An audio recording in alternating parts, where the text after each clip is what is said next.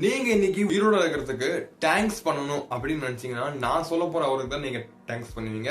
அவர் யாருன்னா வில்ஹெல்ம் ராங்டன். இன்னைக்கு இந்த வீடியோல அவர் யாரு, அவர் என்ன பண்ணாருன்னு சொல்லிட்டு இந்த வீடியோல பார்ப்போம். உள்ள போறதுக்கு முன்னாடி சப்ஸ்கிரைப் பண்ணிக்கோங்க. நம்ம சேனல்ல 90% பேர் பாத்தீங்கன்னா சப்ஸ்கிரைப் பண்ணாம பாக்குறீங்க.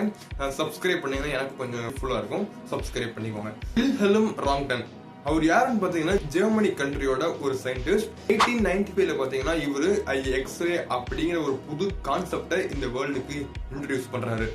இதுக்காக பாத்தீங்கன்னா அவரு நோபல் பிரைஸும் வாங்கியிருக்காராம். நம்ம பாடியில ஏதோ போன்ஸ் பிராக்சர் ஆயிடுச்சுன்னா இந்த ஒரு எக்ஸ்ரே மிஷினை வச்சு நம்மளால அதை வந்து கண்டுபிடிச்சிக்க முடியும். அது மட்டும் இல்லாம நம்ம செஸ்ட், லங்ஸ் அண்ட் தென் நம்ம பாடியில இருக்க அதர் ஆர்கான்ஸ்ல ஏதாவது ப்ராப்ளம்னாலும் ஈஸியா நம்மளால கண்டுபிடிச்சிக்க முடியும்.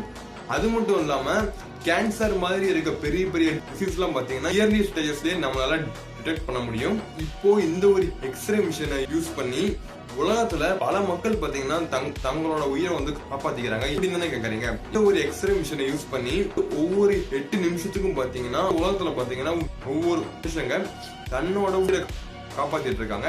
அது மட்டும் இல்லாம ஒரு வருஷத்துக்கு கிட்டத்தட்ட 65 லட்சம் பேர் பாத்தீங்கன்னா இந்த ஒரு மிஷினை யூஸ் பண்ணி தங்களுக்கு இருக்கக்கூடிய ப்ராப்ளம்ஸை முன்கூட்டியே தெரிஞ்சுக்கிட்டு இயர்லி ட்ரீட்மெண்ட் எடுத்துக்கிட்டு அவங்களோட உயிரை காப்பாத்திக்கிறாங்க.